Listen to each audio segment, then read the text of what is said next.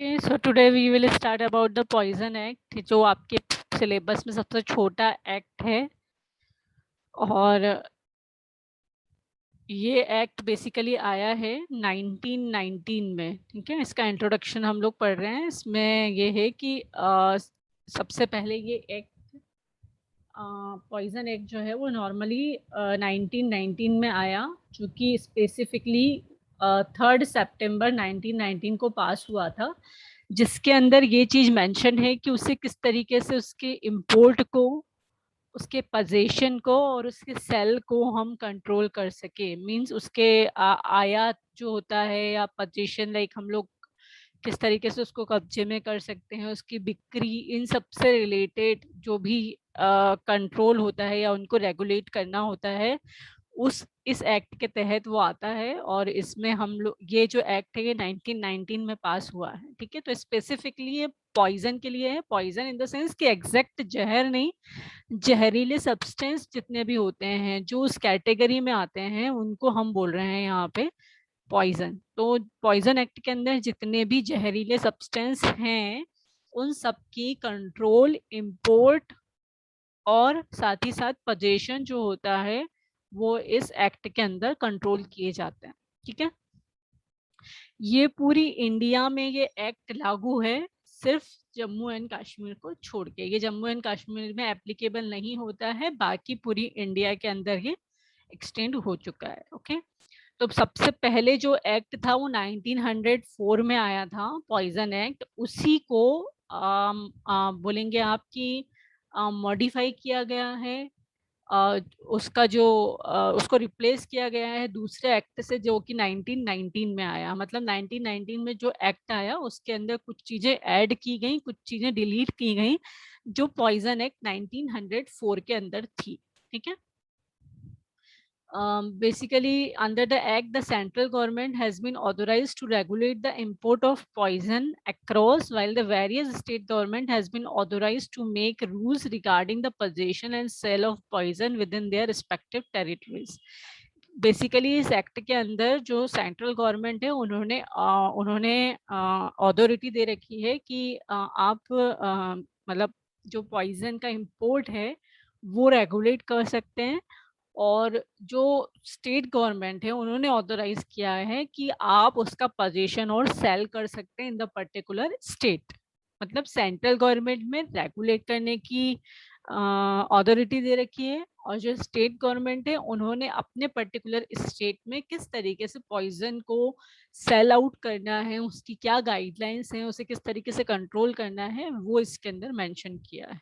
ठीक है, तो this is the introduction part, जिसके अंदर हमें सिर्फ ये देखना है कि एक्ट बेसिकली आया कब और इसका मेन ऑब्जेक्टिव क्या है। तो मेन ऑब्जेक्टिव क्या है? To control the import, possession and sale of poison. ठीक है, और बेसिकली जो सेंट्रल गवर्नमेंट है उनका क्या रोल है या उन्होंने क्या अथॉरिटी दे रखी है, और स्टेट गवर्नमेंट जो है उनका क्या रोल है और उन्होंने क्या अथॉरिटी दे रखी है। ठीक है, ये हम लोगों ने डिस्कस किया in the introduction part. Now we discuss about the import of poison. How to import the poison from India to other countries. किस तरीके से import किया जाता है। ठीक है, तो the import of poison,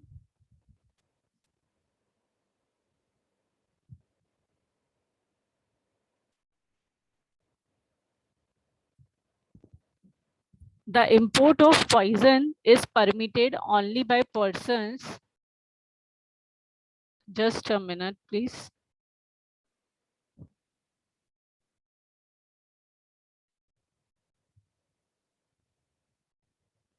So how to import the poison, उसकी क्या गाइडलाइंस है या उसे किस तरीके से कंट्रोल किया जाता है। The import of poison is permitted only by persons who have been granted licence for the purpose by the central government. ये सिर्फ उन पर्सन्स के लिए परमिशन दे रखी है पॉइजन के इंपोर्ट की जिनको लाइसेंस मिला हुआ हो सेंट्रल गवर्नमेंट के थ्रू। मतलब अगर कोई पर्सन इंपोर्ट करना चाहता है किसी पॉइजनस सब्सटेंस को, तो उसको परमिशन लेनी होती है सेंट्रल गवर्नमेंट से। मतलब उसको एक लाइसेंस इशू करवाना पड़ता है सेंट्रल गवर्नमेंट से, जिसके थ्रू उसको परमिशन मिल जाती है और वो पॉइजन का इंपोर्ट कर सकता है। ठीक है। Such persons may import across one of the defined custom frontiers and in accordance with the condition of the license. ये जिनको लाइसेंस मिल जाता है तो वो according to the condition of licence कि किस जगह पे या कौन सी कंट्री में आप इंपोर्ट कर सकते हो वो उसके अंदर मेंशन्ड होता है। साथ ही साथ उसके अंदर रूल्स एंड रेगुलेशंस भी मेंशन्ड होते हैं। तो जब भी कोई इंपोर्ट कर रहा है पॉइजन को तो उसको लाइसेंस की कंडीशन के अकॉर्डिंग ही वर्क करना चाहिए। ठीक है। The central government may prohibit the importer of any specified poison across any defined custom frontiers into India. कई बार सेंट्रल गवर्नमेंट जो है वो कहीं स्पेसिफिक जो कंट्रीज होती हैं वहाँ पे इंपोर्ट को प्रोहिबिट करती है। तो वो मेंशन्ड होता है उसके अंदर कि कौन कौन सी कंट्रीज में इंपोर्टिंग नहीं होनी है, कहाँ पे वो प्रोहिबिटेड है, कहाँ पे उसको नहीं भेजना है या कहाँ पे भेजना है। तो वो सब चीज़ें आपको फॉलो करनी होती है। And the central government may make rules to regulate the grant of such licence. जो सेंट्रल गवर्नमेंट है वो कुछ रूल्स मेंटेन करके रखते हैं इन लाइसेंस को देने के लिए। सबसे मेन चीज ये ध्यान रखनी है कि सेंट्रल गवर्नमेंट, अभी हमने पढ़ा कि सेंट्रल गवर्नमेंट जो होती है वो ऑथोराइज्ड होती है या वो अथॉरिटी देती है कि किस तरीके से आपको इंपोर्ट करना है। तो उसके लिए हमें सबसे पहले लाइसेंस इशू करवाना होता है सेंट्रल गवर्नमेंट के थ्रू। फिर वो सेंट्रल गवर्नमेंट जो होती है उस लाइसेंस में मेंशन करती है कि आप किस जगह पे अपना इंपोर्ट कर सकते हो, किस जगह पे नहीं कर सकते हो, and all the conditions which are required to import of the poison are mentioned in the license. ठीक है। अगर उसके रूल को तोड़ा जाता है या लाइसेंस के जो कंडीशंस है उसे फॉलो नहीं किया जाता तो उस केस में आपको पेनल्टीज भी लग सकती है। ठीक है। Now the power to prohibit importation into India of any poison except under license. अब बेसिकली जो कुछ इंपोर्ट करने का है उस मतलब under licence, except under licence मतलब लाइसेंस के अंदर जो कंडीशंस मेंशन है उसके अलावा क्या क्या प्रोहिबिट करने की पावर है वो यहाँ पे है। The central government may by notification in the official gazette prohibit except under and in accordance with the condition of a licence. अगर सपोज करो कोई पर्सन है वो पावर चाहता है, मतलब जो लाइसेंस के अंदर मेंशन है उसके अलावा वो कुछ एक्स्ट्रा चाहता है तो उसको ऑफिशियल गैजेट से नोटिफिकेशन एक लेना पड़ेगा और उसके अंदर उसका मेंशन होगा कि वो क्या चीज को प्रोहिबिट करना चाहता है। ठीक है। The importation into across any custom frontier defined by the central government of any specified poison and may be regulate the grant of licence. अब कई बार ऐसा होता है कि पर्टिकुलर पॉइजन के लिए किसी कंट्री में इंपोर्ट करना मना है, प्रोहिबिट है। तो अगर कोई पर्टिकुलर पॉइजन है जिसको हम चाहते हैं कि हम उसे इंपोर्ट करें तो उसके लिए हमें मतलब जो सेंट्रल गवर्नमेंट होते हैं उनसे परमिशन लेनी होती है, ऑफिशियल गैजेट में नोटिफाई करवाना पड़ता है और उसके बाद फाइनली आप पर्टिकुलर पॉइजन को according to the rule import कर सकते हैं। ठीक है। मतलब इसमें बेसिकली ये है कि अगर आपको कोई ऐसा पॉइजन जो कि लाइसेंस के अकॉर्डिंग मना किया हुआ है लेकिन आप चाहते हैं कि उसे आपको इंपोर्ट करना है तो you take the permission from the central government by the official notice कि आपको उसको ऑफिशियल गेजेट में नोटिफिकेशन करवाना पड़ता है और उसके बाद ही वो आपका परमिशन आपको मिलती है कि आप आगे वर्क कर सकते हैं।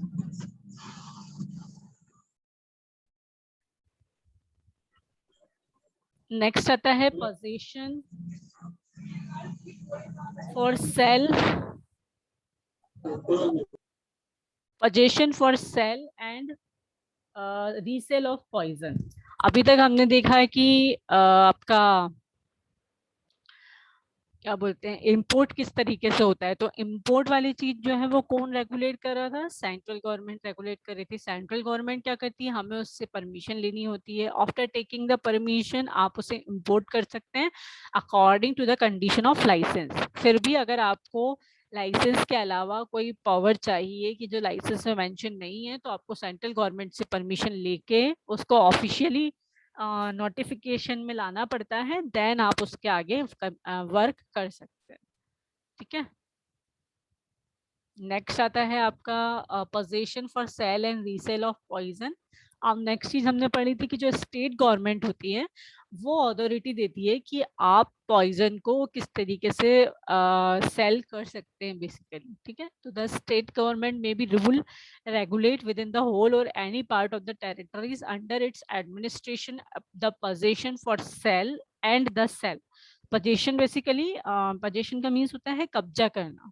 ठीक है, तो मतलब उसको आपने रखा फॉर द सेल और आप उसको सेल कर रहे हो, तो ये दोनों चीजें जो हैं, मतलब आपकी शॉप पे वो रखना और उसको सेल आउट करना, दोनों चीजें की जो परमिशन होती है वो आपको स्टेट गवर्नमेंट के थ्रू मिलती है फॉर द पर्टिकुलर स्टेट और for the particular part of the territories. ठीक है, और वो होलसेल है या रिटेल सेल है वो डिपेंड करता है आपको किसके लिए परमिशन लेनी है। ओके, तो सबसे पहली चीज क्या आएगी इसमें, the grant of license to possess any specified poison for sale wholesale और retail and fixing of the fee to be charged for such license. सबसे पहले वही चीज इसके अंदर आ गई कि आपको स्टेट गवर्नमेंट के थ्रू परमिशन लेनी होती है या स्टेट गवर्नमेंट के थ्रू लाइसेंस इशू करवाना होता है फॉर द होलसेल और रिटेल सेल। आप किसी पॉइजन को बेचना चाहते हैं तो उसके लिए आपको एक लाइसेंस इशू करवाना पड़ता है और उसके लिए कुछ पर्टिकुलर फीस भरनी पड़ती है। The classes of person to whom alone such licence may be granted. जो पर्सन ऐसा करना चाहता है उसको लाइसेंस ग्रांट होता है। The classes of person to whom alone any such poison may be sold. जो बेसिकली सोल्ड कर रहा है उसको ये क्या बोलते हैं लाइसेंस इशू होता है। And the maximum quantity of any such poison which may be sold to any one person. अगर आप कोई पर्टिकुलर एक ही पर्सन को ज्यादा से ज्यादा क्वांटिटी में एक ही पॉइजन दे रहे हैं तो उस केस में भी लाइसेंस इशू करवाना होता है। ठीक है, the maintenance by vendor of any such poison of register for sales the particular to be enter in such register and inspection of the same। अगर आप कोई पॉइजन किसी पर्सन को दे रहे हैं तो आपको उसका रजिस्टर मेंटेन करना होता है कि आपने कौन से पर्सन को कौन सा पॉइजन सेल किया, कितनी क्वांटिटी में किया, उसका फुल रजिस्टर आपके पास मेंटेन होना चाहिए। और जब भी कोई ड्रग इंस्पेक्टर या कुछ भी आता है तो मतलब इंस्पेक्शन वगैरह उसका हो सकता है, आपका रजिस्टर चेक हो सकता है कि आपने जो पॉइजन है वो किसको सेल किया है, कितनी क्वांटिटी में आपने नॉर्मली इसको सेल किया है। ठीक है, the safe custody of such poison and labelling of the vessel package और covering in which any such poison is sold और पजेस फॉर सोल। अगर जिस भी मतलब आप अगर किसी पॉइजन को सेल कर रहे हैं या किसी पॉइजन को आपने अपनी शॉप पे रखा हुआ है तो आपको उसको ऐसी जगह पे रखना चाहिए जहाँ पे कोई इजीली पहुंच ना पाए, या फिर जहाँ भी आप उसको रख रहे हैं, जहाँ भी अलमारी में या जिस भी कंटेनर में आप उसको रख रहे हैं तो उसके ऊपर आपको लेबलिंग करनी चाहिए पॉइजन या फिर रेड मार्क से जो होता है, मतलब जो पॉइजन के लिए हम लोग रेड मार्क यूज करते हैं वो आपको यूज करना होता है। चाहे तो आप उसको अगर बेच रहे हैं तो आपको बेचने के टाइम पे भी उसमें मेंशन करना होता है poison. Okay, the inspection and examination of any such poison when possessed for sale by any such vendor. अगर इस टाइप से कोई रख रहा है फॉर सेलिंग पर्पस तो उसका कंटिन्यूअसली चेकिंग होती रहती है, इंस्पेक्शन और एग्जामिनेशन चलते रहते हैं इस टाइप के जो भी पॉइजन्स रख रहा है अपनी शॉप पे। ठीक है, तो ये जो पोजीशन है, possession for the sale and sale, ये आपका कंट्रोल होता है बाय द स्टेट गवर्नमेंट, और जो इम्पोर्ट था वो आपका गवर्न होता है या ऑथोराइज्ड होता है बाय द सेंट्रल गवर्नमेंट। ठीक है, नेक्स्ट आता है power to regulate the possession of any poison in certain areas. अब हम बात करते हैं कि कोई पर्टिकुलर एरिया है वहां पे किस तरीके से रेगुलेट किया जा सकता है पॉइजन के पोजीशन को। तो the state government may by rule regulate the possession of any specified poison in any local area in which the use of such poison for the purpose of committing murder और mischief by poisoning cattle appears to be it of such frequent occurrence as to render restriction on the possession thereof desirable. Normally ऐसी कोई जगह जहाँ पे किसी का murder करने के लिए या किसी तरीके से गलत तरीके से मतलब गलत यूज के लिए अगर आप पॉइजन यूज कर रहे हैं कोई पर्टिकुलर लोकल एरिया, तो वहां पे उस लाइसेंस के लिए रिस्ट्रिक्शन होता है उस पर्टिकुलर लोकल एरिया पे। मतलब एक जैसे होता है ना कोई गुंडागर्दी वाला एरिया है, वहां पे लोग पॉइजन यूज कर रहे हैं और वेंडर को पता है या बेचने वाले को पता है नॉर्मली कि यहाँ पे ये किस लिए लेके जा रहा है, तो उस पर्टिकुलर एरिया में जो स्टेट गवर्नमेंट होती है वो आपको लाइसेंस तो इशू करती है, लेकिन उस पर्टिकुलर एरिया के लिए परमिशन आपके पास नहीं होती है। ठीक है। The state government may direct that any breach thereof shall be punishable with imprisonment for a term which may extend to 1 year or fine which may extend to 1,000 rupees or with both, together with confiscation of the poison in respect for which the breach has been committed and of vessel, package or covering in which the same is found. और अगर फिर भी आप वहाँ पे इस type के poison बेच रहे हैं या आपकी शॉप पे उसके कोई कंटेनर या पैकेज पाए जाते हैं, तो आपको 1,000 रुपए का फाइन या 1 साल की सजा या दोनों भी हो सकती है।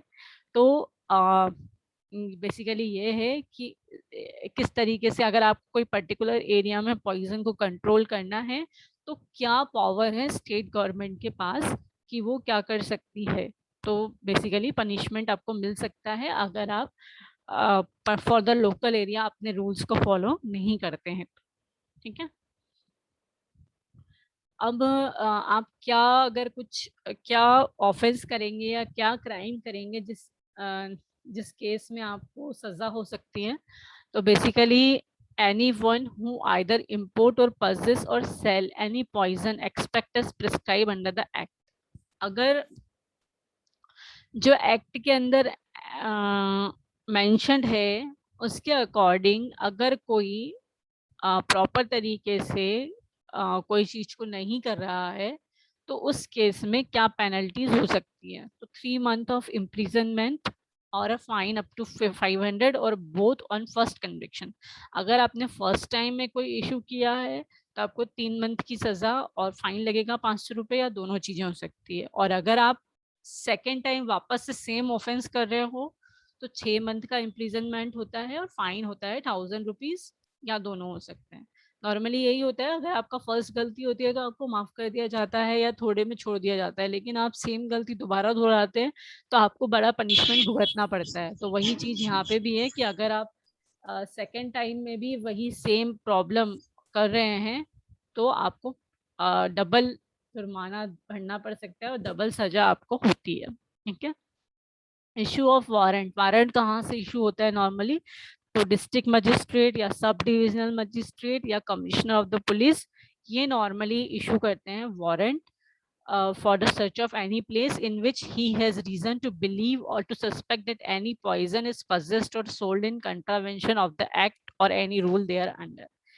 नॉर्मली अगर उन्हें लगता है डिस्ट्रिक्ट मजिस्ट्रेट को या सब डिविजनल को मजिस्ट्रेट को या कमिश्नर को अगर ये लगता है कि ये वो जगह है जहाँ पे कि पॉइजन को गलत तरीके से बेचा जा रहा है या जहाँ पे हमने पर्टिकुलरली जहाँ पे परमिशन नहीं है वहाँ पे इसको बेचा जा रहा है, तो वो वारंट इशू करते हैं कि उस प्लेस पे जाके चेकिंग की जाए। और अगर ऐसा कुछ इशू आता है या फिर प्रॉपर आपका ऑफेंस या पेनल्टीज सॉरी ऑफेंस आता है वहाँ पे कि आपने एक्ट के अकॉर्डिंग इंपोर्ट नहीं किया या एक्ट के अकॉर्डिंग पजेसिंग नहीं करी या सेल नहीं किया, तो उस केस में फिर जो भी वहाँ पे जाता है चेकिंग करने के लिए तो वो सजा आपको दे सकता है। ठीक है। And this is the list of the substance which is poisonous. हम सब्सटेंस की यहाँ पे लिस्ट मेंशन कर रहे हैं जो पॉइजनस सब्सटेंस की कैटेगरी में आती है। like aconite, aconine, arsenic, atropine, belladonna, cantharides, chloral hydrate, Coca, ये जितनी भी यहाँ पे चीजें मेंशन्ड हैं, ये सारी चीजें जो है वो in the category of poison, they come in the category of poison. ठीक है। और जो लिस्ट बी है वो ऐसी चीजें हैं जिनको इस एक्ट से एग्जम्प्ट कर दिया गया है, मतलब वो पॉइजनस सब्सटेंस की लिस्ट में यहाँ पे इस एक्ट के अकॉर्डिंग नहीं आते हैं।